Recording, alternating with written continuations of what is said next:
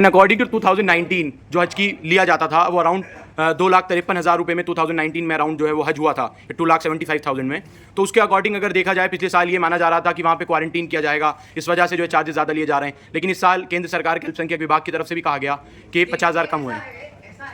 हर चीज़ या फिर जो भी हर रेट तो हर चीज़ तो केंद्र सरकार के हाथ में नहीं है ना।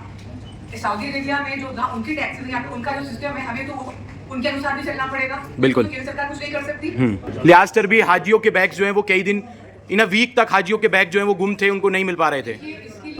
वहाँ के खर्चे जो है वहाँ के खर्चे जो है 2-3 गुना बढ़ गए। तो इसमें केंद्र सरकार क्या करेगी? नहीं मैम, मेरा केंद्र सरकार को लेकर सवाल नहीं है, सवाल आपसे है कि आप दिल्ली स्टेट हज कमेटी को इस वक्त रिप्रेजेंट कर रही हैं। आपने मिनिस्ट्री के साथ आपकी लगातार मीटिंग्स हुई तो आपने ये बात कही हो कि कहाँ से हज का जो है वो कम हो रहा है, रेट तो कम नहीं हो रहा है अगर उस हिसाब से देखा जाए।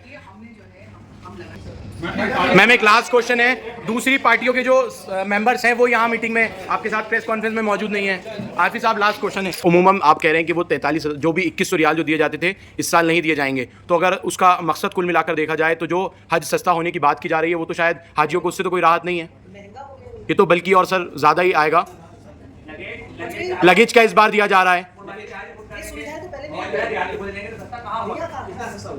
ये तो सस्ता सर हो ही नहीं रहा है। और जो हाजियों को रियाल दिए जाते थे दिल्ली एयरपोर्ट पर रवानगी के वक्त अराउंड 44,000 रुपीज़ इंडियन करेंसी में, क्या वो इस बार हाजियों को दिए जाएंगे? वो इस साल नहीं दिए जा रहे हैं, पहली बार उसको ड्रॉप किया गया है। 2023 की तैयारियां इस वक्त पूरी ज़ोरों शोरों पर हैं। मैं इस वक्त दिल्ली के हज मंजिल हज हाउस पर मौजूद हूं जो कि तुर्कमान गेट पुरानी दिल्ली में मौजूद है, और जो तमाम तैयारियां हैं एयर कंडीशन तरीके से पूरी तरह से हाजियों के लिए दिल्ली एम्बार्केशन पॉइंट से तकरीबन 22,000 हाजी जो है वो हज को रवाना होंगे आज़मीन हज, जिसमें दिल्ली के हाजियों की तादाद तकरीबन 3,000 के करीब है। फ़िलहाल आप देख सकते हैं दिल्ली के ऐतिहासिक रामलीला मैदान में ये पूरा एयर कंडीशनिंग कैंप जो है वो लगाया गया है। रिपोर्ट करनी होती है हर एक आज़मीन हज को यहाँ डिपार्चर से 48 घंटे पहले, टीकाकरण, तमाम डॉक्यूमेंटेशन, तमाम जो फैसिलिटीज़ हैं उनको फॉर्मेलिटीज़ हैं माफ़ कीजिएगा उनको पूरा किया जाता है। और ये वो कैंप है और दिल्ली पुलिस का भी जो है वो अमला यहाँ सुरक्षा के तौर पे, हालांकि हाजियों का आना कल से शुरू होगा लेकिन तैयारियाँ लगभग पूरी ज़ोरों शोरों पर हैं और मुकम्मल भी लगभग हो चुकी हैं। की ये तस्वीर है जो कि रामलीला मैदान अजमेरी गेट की ओर से एंट्री है और सुरक्षा का भी हाजियों की पूरा ख्याल किया गया है। आज खुद यहाँ पर दिल्ली पुलिस के स्पेशल जॉइंट कमिश्नर सेंट्रल के यहाँ पहुँचे थे और तमाम सुरक्षा मुहैया कराने का जो है उन्होंने जायज़ा लिया। और फ़िलहाल आप देख सकते हैं हाजियों के लिए सुरक्षा के साथ साथ यहाँ पर जो है वो चेकिंग मशीन्स लगाई गई हैं, स्टॉपर्स लगाए गए हैं कि कोई भी इस तरह की घटना ना हो। और सेंट्रल ज़िले के इसी जामा मस्जिद इसी इलाके में पुरानी दिल्ली में पिछले 2 दिनों में जो कुछ घटनाएं घटी हैं उसको देखते हुए भी काफ़ी सतर्कता और कहीं ना कहीं जो है जो गोलीबारी के 2 मामले निकल कर सामने आए हैं उसको देखकर सुरक्षा के पुख्ता इंतजामात जो हैं वो दिल्ली के रामलीला मैदान में हज मंजिल में हज हाउस में जो है वो फ़िलहाल किए जा रहे हैं। जब हाजी आदमी ने हज को जाने वाले लोग यहाँ एंट्री करेंगे तो सबसे पहले यहाँ उनको काउंटर पर एंट्री कराने के बाद अंदर उनको जो है यहाँ से जाना होगा और जाने के बाद यहाँ बारी बारी यहाँ देख सकते हैं आप किस तरह से कैंप लगाए गए हैं। यहाँ सिविल डिफेंस के वॉलंटियर्स मौजूद हैं, अलावा इसके मेडिकल स्टाफ यहाँ मौजूद है और इनके आई कार्ड्स जो है इन्हीं कैंप्स में बनाए जाएंगे और इन्हीं जगहों पर इन तमाम आदमीन हज को यहाँ आराम करने के लिए वक्त दिया जाएगा क्योंकि 48 घंटे पहले उनको यहाँ रिपोर्टिंग करनी होती है। फ़िलहाल दिल्ली पुलिस के भी यहाँ पर जो है जवानों को तैनात किया गया है और कौसर जहाँ तमाम जो स्टेट कमेटी की चेयरमैन हैं वो तमाम चीज़ों का जायज़ा खुद ब खुद ले रही हैं। अब से कुछ देर पहले जो कुछ प्रेस कॉन्फ्रेंस दिल्ली के प्रेस क्लब ऑफ इंडिया में दिल्ली स्टेट हज कमेटी की तरफ से की गई है, आइए मैं आप तमाम लोगों को सीधा वहीं लिए चलता। आप सभी का स्वागत है और बहुत बहुत शुक्रिया कि आप सब अपने बिजी स्केड्यूल्स में से वक्त निकाल कर आए हमारी प्रेस कॉन्फ्रेंस में। हज 2023 के विषय में दिल्ली हज कमेटी द्वारा जो व्यवस्थाएं करवाई गई हैं उनके बारे में मैं आपको विस्तार से बताना चाहूँगी। सबसे पहले जो एक विशेष बात है वो ये है कि इस साल जो हमारा हाजियों का जो प्रशिक्षण शिविर जो हम करते हैं, ट्रेनिंग कैंप जो होता है, उसमें हमने एक नई चीज ऐड करी है इस साल, वो है फिजिकल फिटनेस यानी कि वर्जिश। और वो इसलिए करी है क्योंकि वहाँ पर जो है वहाँ की जो ज्योग्राफिकल कंडीशंस है या फिर वहाँ का जो मौसम है वो जो है काफी ड्राई है, तो इस कारण जो है मतलब कई बार समस्याएं आ जाती हैं। और जैसे कि आप लोगों को ज्ञात होगा कि जो हज यात्रा होती है उसमें फिजिकल एक्टिविटी काफ़ी होती है, तो उस कारण जो है मतलब कई बार समस्याएं आ जाती है। तो इनको अवॉइड करने के लिए, ताकि हमारे हाजियों की यात्रा और आसान और सुखद हो, तो इसीलिए हमने जो है एक फिजिकल फिटनेस का सेशन ऐड किया है, जिसमें कि उन्हें हम कुछ एक्सरसाइजेस हमने बताई हैं ताकि वो फिजिकली और मेंटली फिट रह सके। और एक और खास बात ये है कि इस बार जो हमारी मौजूदा सरकार है, आदरणीय प्रधानमंत्री मोदी जी की सरकार, जो महिला सशक्तिकरण की दिशा में लगातार काम कर रही है, और मेरे ख्याल से सबसे ज्यादा काम पिछले 8-9 वर्षों में हुआ है। इसी का नतीजा है कि जो हमारी मुसलमान बहनें हैं उनको सशक्त किया गया है, और जब से बिना महरम के हज यात्रा पर जाने की बात शुरू हुई है, उस समय से महिलाओं की संख्या में बढ़ोतरी हुई जा रही है। और इस साल जो है सब मिला के पूरी कुल संख्या जो है पूरे भारत में बिना महरम की महिलाओं के 4,314 महिलाएं जो कि हज यात्रा पर जा रही है बिना महरम के। ये जो है महिलाओं को आत्मनिर्भर बनाने का एक प्रयास है कि चाहे वो आर्थिक रीजन से हो या फिर हज पर जाने के लिए महिला किसी पर डिपेंडेंट ना हो, वो आत्मनिर्भर बने। और दिल्ली से जो है 39 ऐसी महिलाएं जा रही हैं।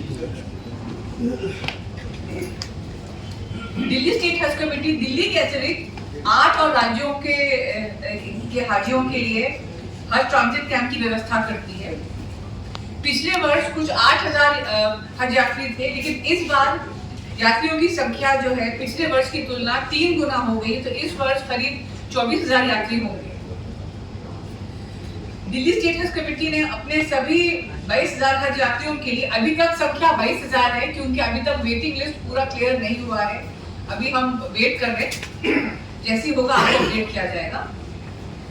में जो ऐतिहासिक रामलीला मैदान है और उससे निकट दरगाह फैज़ इलाही के कैंपस में पूरी तरह से एक विशाल एसी ट्रांजिट कैंप की व्यवस्था की गई है, ताकि हमारे हज यात्रियों को गर्मी और धूप से बचाया जा सके। रामलीला ग्राउंड पर से एयरपोर्ट तक हज यात्रियों के लिए लो फ्लोर एसी बसेस की व्यवस्था की गई है, ताकि हमारे हज यात्रियों को, खासकर के वृद्ध यात्रियों को, किसी तरह की समस्या का सामना ना करना पड़े। हज यात्रियों को अपना सामान भी बस में लोड करने के लिए हमने इस बार अलग से लोडर्स की व्यवस्था की गई है, ताकि उन्हें अपना सामान चढ़ाना या उतारना ना पड़े। अल्पसंख्यक मंत्रालय द्वारा हज यात्रियों के लिए सरकारी डॉक्टरों द्वारा सत्यापित स्वास्थ्य प्रमाण पत्र प्रस्तुत करना अनिवार्य किया गया है। तो इस विषय में हमारे हज यात्रियों को कई बार समस्याओं का सामना करना पड़ रहा था। तो इसके लिए हमने हज मंजिल में स्वास्थ्य निदेशालय दिल्ली सरकार को रिक्वेस्ट किया और एक टीम को बिठाया गया हज मंजिल पे, ताकि हमारे आज़मीन हज जो है हज मंजिल आए और अपना फिटनेस सर्टिफिकेट ले जाएं। और जहां तक करेंसी का सवाल है, उसके लिए एसबीआई द्वारा जो है एसबीआई का काउंटर भी लगाया गया है हज मंजिल पे। हमारे हज कमेटी के एक और ऑनरेबल मेंबर मोहम्मद साद जी, उनका स्वागत मैं करती हूँ।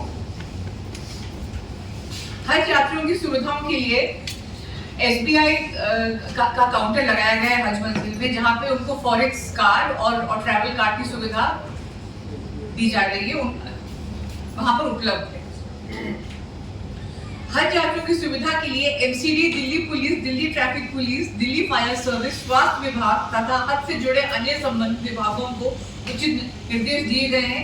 इस विषय में मैंने स्वयं कई बैठकें ली हैं और सबसे हम लगातार संपर्क में हैं, क्योंकि जो हमारा हज ट्रांजिट कैंप है उसमें कई व्यवस्थाओं के लिए इन सब के सहयोग की जरूरत हमें पड़ रही है। एयरपोर्ट पर, जी हाँ, जहाँ तक एयरपोर्ट का सवाल है, वहाँ पे हमने जीएमआर और डायल से हम लगातार संपर्क में हैं, और इमिग्रेशन डिपार्टमेंट में एफआरओ जो है हमारे, उनसे भी संपर्क में हैं। सीआईएसएफ से भी हमने रिक्वेस्ट करी है। इस बार एयरपोर्ट की व्यवस्थाओं के विषय में ये है कि हमने अलग से 4 इमिग्रेशन काउंटर बनवाने की रिक्वेस्ट दी है जो केवल हमारे हज यात्रियों के लिए होगी, ताकि उन्हें लंबी कतारों में ना खड़े होना पड़े, खास करके महिलाओं को और वृद्ध जो हमारे हाजी हैं उनकी सुविधा के लिए। और CISF में भी जो है सिक्योरिटी चेक के लिए जो है हमने पूरा प्रयास किया है और उनसे रिक्वेस्ट करी है कि एक्स्ट्रा एक्सरे मशीन लगाए जाएं अगर जरूरत पड़ेगी, ताकि हमारे हाजियों को जो है लंबी कतारों में ना खड़ा होना पड़े और काफी समय तक वेट ना करना पड़े। और जो हमारे वृद्ध हज यात्री हैं उनके लिए सिक्योरिटी चेक के बाद बगियों की व्यवस्था की गई है। उनकी जैसे आप लोगों को जानकारी होगी T3 पे काफी चलना पड़ता, तो इस विषय में जो है उनको काफी समस्याओं का सामना करना पड़ सकता है, इसके लिए हमने खास करके बगियों की व्यवस्था करी। सिक्योरिटी चेक के बाद हज यात्रियों के लिए एक अलग से पैसेज बनाया जा रहा है, ताकि उनको अन्य यात्रियों के साथ संपर्क में ना आना पड़े, उससे जो है कंफ्यूजन अवॉइड करने का प्रयास है। और बोर्डिंग के टाइम पे, एयरक्राफ्ट में बोर्डिंग के टाइम पे हज यात्रियों के लिए हमने इस बार एरोबिक्स की सुविधा भी उपलब्ध कराई है, ताकि जो खासकर हमारे वृद्ध यात्री हैं या फिर जिनको कोई फिजिकल प्रॉब्लम है तो वो उनको जो सीढ़ियां वगैरह ना चढ़ना पड़े। हेल्थ के विषय में जो है यहाँ पर रामलीला मैदान में भी जो है यहाँ पर भी एक मेडिकल टीम होगी, और प्लस जो पास में जो LNJP हॉस्पिटल है वहाँ भी कई बेड्स वगैरह रिजर्व कराए गए हैं, और वहाँ के जो मेडिकल ऑफिसर है उनसे हम लगातार संपर्क में हैं कि हमारे किसी भी यात्री को किसी तरह की आपातकालीन स्थिति का सामना करना पड़े तो हम उससे निपटने के लिए हमारे पास है सब कुछ, मतलब सारा इंतजाम रेडी है। एयरपोर्ट पर भी एक मेडिकल टीम को बिठाया गया है। यदि किसी हमारे यात्री की तबीयत एयरपोर्ट पर खराब होती है तो उसके लिए जो है एक हमारी मेडिकल टीम मौजूद रहेगी। जी हाँ, तो एयरपोर्ट पर भी और रामलीला मैदान में भी एम्बुलेंस की भी व्यवस्था की गई है कि भगवान ना करे या खुदा ना खास्ता किसी की तबीयत ज्यादा खराब हो जाए, उन्हें हॉस्पिटल ले जाना पड़े या फिर कहीं भी जहाँ उन्हें मतलब मेडिकल हेल्प की जरूरत पड़े, उसका पूरा इंतजाम किया गया है। 22 मई को रात को 1:50 पे हमारा पहला डिपार्चर है, जिसमें कि 413 हज यात्री जाएंगे। बोइंग 777 एयरक्राफ्ट सऊदी एयरलाइंस का ऑपरेट करेगा। ये टर्मिनल 3 IGI एयरपोर्ट से होगा। तो ये पहली फ्लाइट है। इसके बाद इस विषय जी पहली फ्लाइट जो है 22 मई को रात को 1:50 पर डिपार्चर है। इस विषय में 21 मई को रात को 9 बजे टर्मिनल 3 IGI एयरपोर्ट पर हमने एक भव्य समारोह का आयोजन किया है, जिसमें कि हम उम्मीद करते हैं कई केंद्रीय मंत्री और कई वरिष्ठ लोग आएंगे। जी पहली फ्लाइट में 413 लोग जाएंगे।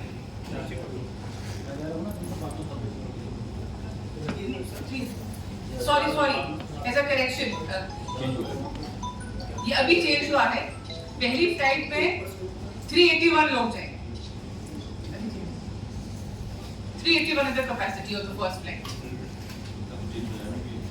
इसके बाद ही कुछ चेंज हो सकता है, कुछ लास्ट मिनट पे कुछ संख्या मतलब और भी घट सकती है।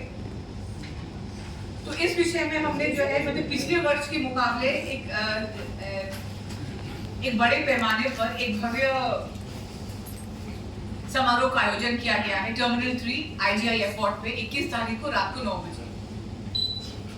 बच्चा थोड़ा पीछे हो जाए, हल्का सा ये वाली थोड़ा सा ये कार्यक्रम हमारे हाजियों की विदाई के लिए किया गया है। ये फर्स्ट इनॉग्रेल फ्लाइट का प्रोग्राम है और 3 जुलाई से लेकर 22 जुलाई तक वापसी की हज फ्लाइट्स के बाद भी एक विशाल समापन समारोह का आयोजन किया जाएगा दिल्ली स्टेट हज कमेटी द्वारा। T3 पे जी नहीं, ये जो है ये तो अभी जो है अभी देखिए अभी इस विषय में आपको अपडेट किया जाएगा, क्योंकि अभी जो है हमारी बातचीत चल रही है कि एयरपोर्ट पे होगा या फिर हज मंजिल में होगा, आपको अपडेट कर दिया जाएगा। और पहला समारोह जो है 21 मई को रात को 9 बजे IGI एयरपोर्ट। जी हाँ, डिपार्चर गेट नंबर 8 से एंट्री है टर्मिनल 3 और और T3 पे डिपार्चर गेट नंबर 8 को एक्सक्लूसिवली हाजियों के लिए ही रखा गया है। जी हाँ, उस पूरे एरिया को हम कॉर्डन ऑफ करवाएंगे और उससे केवल हाजियों की ही एंट्री होगी। दिल्ली से टोटल कितने हाजी इस बार जा रहे हैं? दिल्ली से टोटल देखिए संख्या अभी तो 22,000 है। नहीं, दिल्ली के कितने हाजी हैं? दिल्ली के, जी हाँ, मैं दिल्ली की ही बात कर रही हूँ। ठीक है, नहीं मैम, दिल्ली के पूछ रहा हूँ मैं।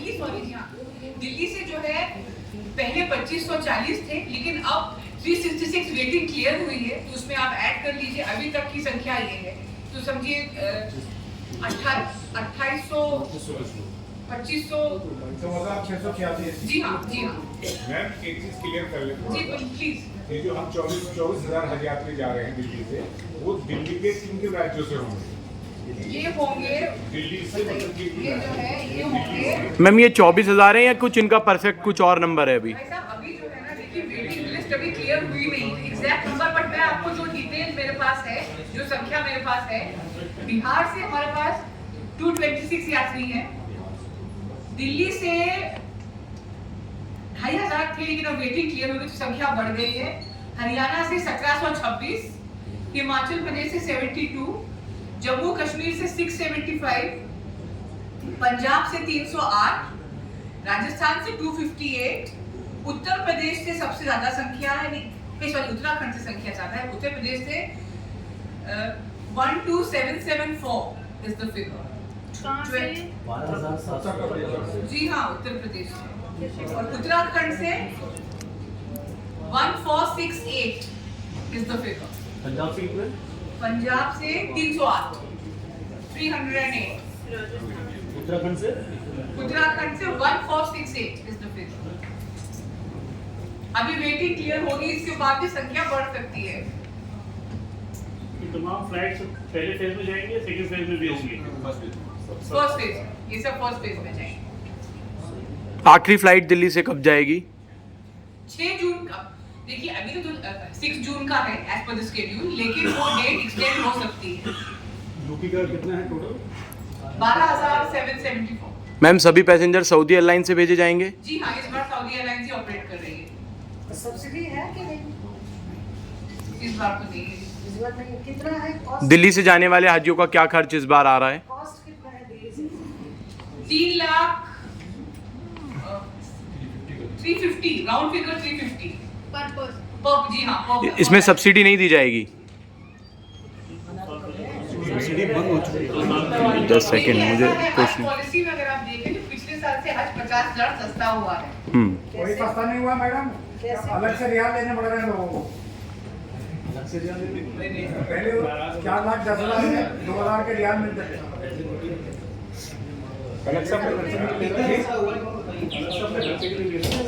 ऐसा है, अभी एक सवाल आया सब्सिडी के बारे में। जी हाँ, तो सब्सिडी की बात तो बहुत जग जाहिर है और एक पुरानी बात हो गई है कि सब्सिडी जो गवर्नमेंट ऑफ इंडिया की तरफ से हुआ करती थी वो केवल एयर फेयर पे हुआ करती थी। There are so many components in the Hajj expenditure, तो वो सिर्फ एयर फेयर पे हुआ करती थी और वो सब्सिडी बहुत पहले यानी आई थिंक 2017 या 18 में समाप्त हो चुकी है। तो अब सब्सिडी का तो कोई प्रश्न ही नहीं है और उस पर मैं समझता हूँ कि ये वेरी क्लियर। पहले के मुकाबले इस बार का जो खर्च है वो कितना कम हुआ है? देखिए खर्च जो कम होने की बात है, कम और बेशी होने का जो मामला है वो दोनों हुकूमतों के बायलैटरल एग्रीमेंट पे होता है। बिल्कुल। और वो बायलैटरल एग्रीमेंट के अकॉर्डिंग जो खर्चे आते हैं वो होते हैं। तो वो कम और बेशी होने का जो मामला है वो तो मंत्रालय से रिलेटेड है।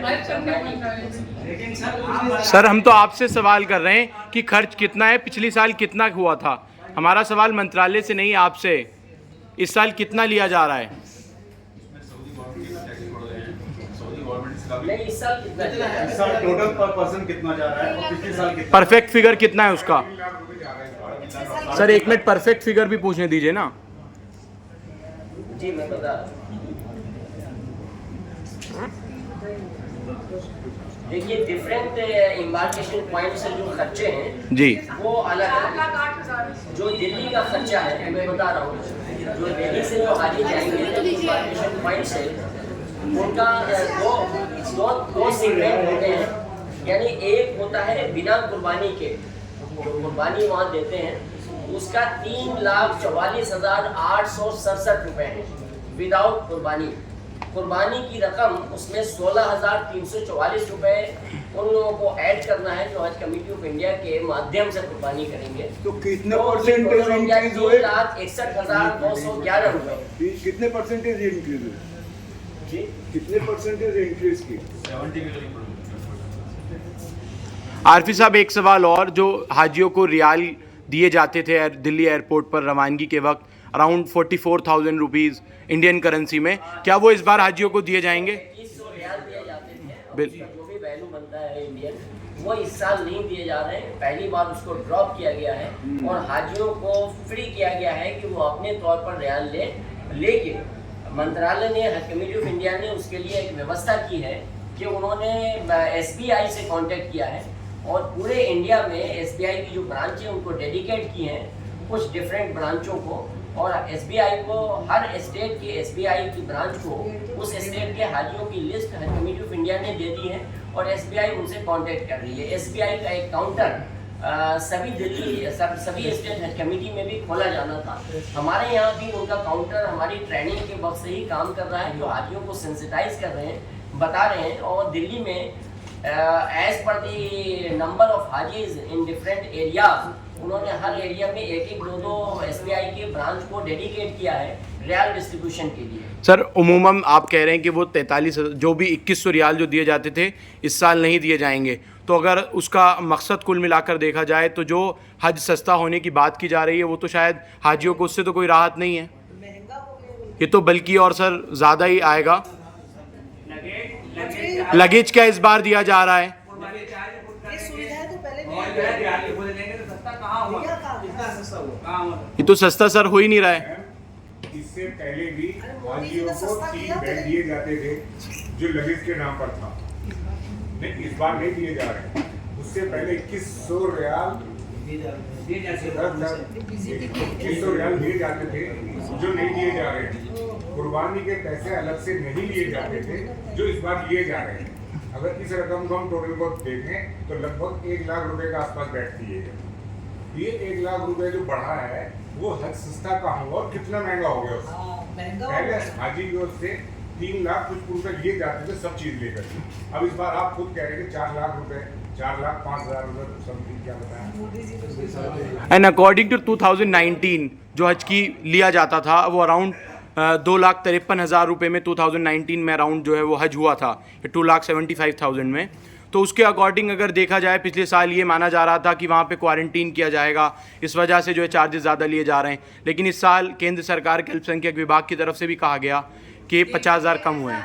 ऐसा है हर चीज या फिर जो भी हर रेट तो हर चीज तो केंद्र सरकार के हाथ में नहीं है ना।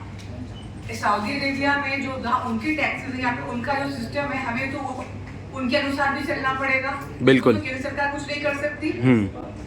वहाँ के खर्चे जो है वहाँ के खर्चे जो है 2-3 गुना बढ़ गए, तो अब इसमें केंद्र सरकार क्या करेगी? नहीं मैम, मेरा केंद्र सरकार को लेकर सवाल नहीं है, सवाल आपसे है कि आप दिल्ली स्टेट हज कमेटी को इस वक्त रिप्रेजेंट कर रही हैं, आपने मिनिस्ट्री के साथ आपकी लगातार मीटिंग्स हुई तो आपने ये बात कही हो कि कहाँ से हज का जो है वो कम हो रहा है, रेट तो कम नहीं हो रहा है अगर उस हिसाब से देखा जाए। हमने जो है हम लगातार मिनिस्ट्री से संपर्क कथनी करने में और जो भी अब चलिए ये आपकी ग्रीवेंस है, हम लगातार मिनिस्ट्री को हम आपकी बात पहुंचाते हैं। मैम बट हमारा क्वेश्चन वही है कि हज का दाम तो कम नहीं हुआ है, अकॉर्डिंग टू देखा जाए तो वही उतना ही आ रहा है, उल्टा बढ़ गया है अगर देखा जाए। और मैडम सऊदी की तरफ से, सऊदी गवर्नमेंट की तरफ से क्या बेनिफिट रहेगा हाजियों को? सऊदी में क्या सहूलियात हाजियों को दी जाएंगी? जैसा कि आरसी साहब ने अभी दिशा निर्देश दिया कि सिर्फ दिल्ली से मुताबिक बात है, क्योंकि दिल्ली की प्रेस कॉन्फ्रेंस है।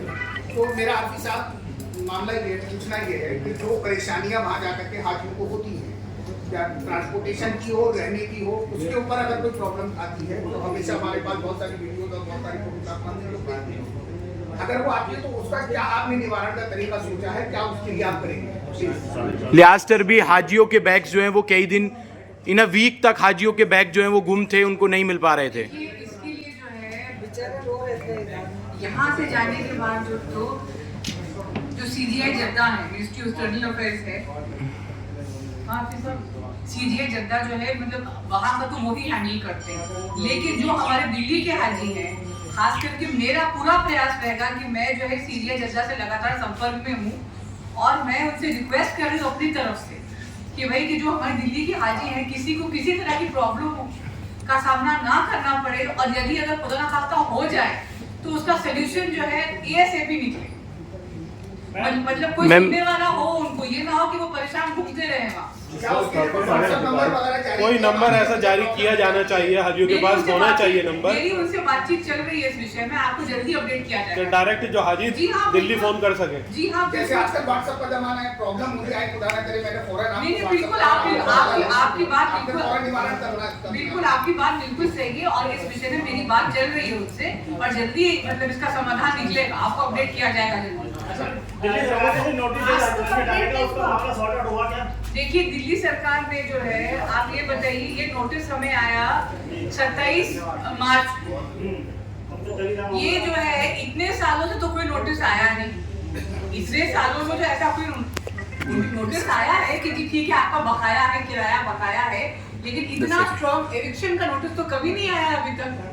मैंने कार्यभार संभाला 20 फरवरी को, और 27 मार्च को एक नोटिस आता है, वो भी रमजान के मुकद्दस महीने में। मैम क्या समझा जाए, अभी भी केंद्र और दिल्ली सरकार के बीच हज कमेटी में खींचतान जारी है, ये समझा जाए? देखिए ऐसा है, आप ये देखिए ना, मुसलमान समुदाय को आप क्या संदेश दे रहे हैं?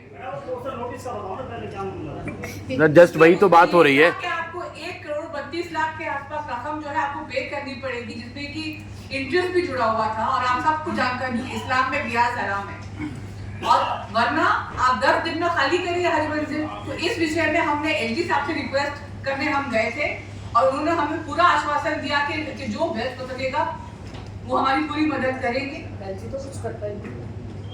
मैडम आपने कहा इस बार 450 अधिकारी जा रहे हैं, जिसमें IAS भी हैं, IPS भी हैं, और सबसे ज्यादा महिलाओं की संख्या है, जिसमें तकरीबन 250 के आसपास है, जो मेडिकल स्टूडेंट के तौर पर उनका काम किस तरह से होगा? जी हाँ, हाजियों के साथ जो जाते हैं खिदमत करने के लिए, उनकी खादिम जाने कौन कौन होते हैं? दिल्ली स्टेट हज कमेटी भेजती है ना वो? हाँ, दिल्ली हज कमेटी भेजेगी, बाकी जो अलग उनके साथ जाते हैं। 468 अधिकारी जा रहे हैं, ये डे टू डे बेसिस पे वहाँ से रिपोर्ट करेंगे और लोगों के बीच में सहूलियत देंगे। जी हाँ बिल्कुल, और इस बार जो है सुरक्षा कर्मियों को और IAS और IPS जो अधिकारी जो जा रहे हैं, उनको भेजने का उद्देश्य यही है कि ये मैक्रो मैनेजमेंट क्योंकि आप सब जानते हैं कि जो सुरक्षा कर्मी होते हैं उनका अनुशासन या उनका काम करने का तरीका एक अलग ही होता है, तो ताकि for better management and much better levels of coordination, ये हमारे आज़मीन हज के ही हित में है, उनके इंटरेस्ट में है, ताकि उनको जो है उनको जो मैनेज करने वाले या फिर कोऑर्डिनेट करने वाले जो होंगे, तो वो अगर बेहतर तरीके से काम करेंगे तो मेरे ख्याल से जाहिर सी बात है समस्याएं भी कम होंगी। मैम लगता है ये अधिकारी हाजियों को मैनेज कर पाएंगे? आज से पहले ये लोग गए हों या ना गए हों, ये कर पाएंगे मैनेज वहाँ? क्योंकि खादिम भेजे जाते थे स्टेट हज कमेटी की तरफ से केंद्र सरकार। पहली बार हो रहा है ना जी, ये तो जो IPS अधिकारी गए तो पहली बार हो रहा है, ये तो जी, ये तो हज के बाद ही पता चलेगा। मैडम सिक्योरिटी से लेकर एक सवाल है, आपके हज मंदिर के इकराम में पिछले 2 दिन से बराबर गोलीबारी हो रही है, और हाजियों की सिक्योरिटी का क्या प्रबंध है? अभी जमीनी स्तर से कोई सिक्योरिटी का इंतजाम नहीं देखा जा रहा है। देखिए आज सुबह अगर आपको जानकारी है तो जॉइंट CP सेक्रेटरी परमादित्य जी आए थे, उनके साथ हमने पूरा निरीक्षण किया पूरे हज का, और पुलिस डिप्लॉयमेंट ऑलरेडी हो चुकी है, प्लस ये जो आप कह रहे हैं इन सब चीजों के बारे में आज सुबह ही हम चर्चा कर रहे हैं।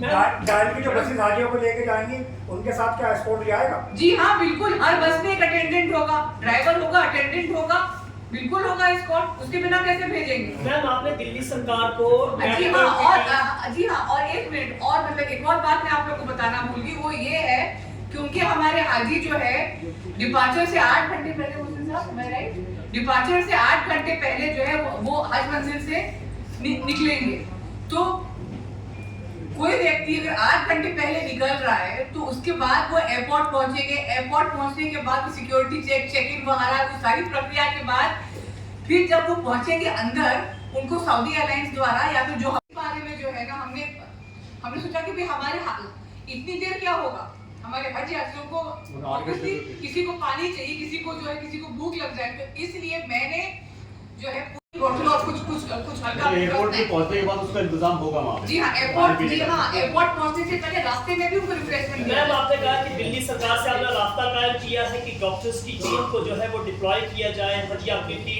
सुविधा के लिए। तो मैं ये जानना चाहता हूँ क्या दिल्ली सरकार की तरफ से वो डॉक्टर्स की टीम जो है वो आ गए, उन्होंने अपना जिम्मेदारी संभाल ली है, और दिल्ली सरकार की तरफ से आपको कितना सहयोग मिल रहा है? क्योंकि आपने कहा कि मोदी सरकार ये कर रही है, काफी अच्छा काम कर रही है, तो दिल्ली सरकार की भूमिका से क्या है?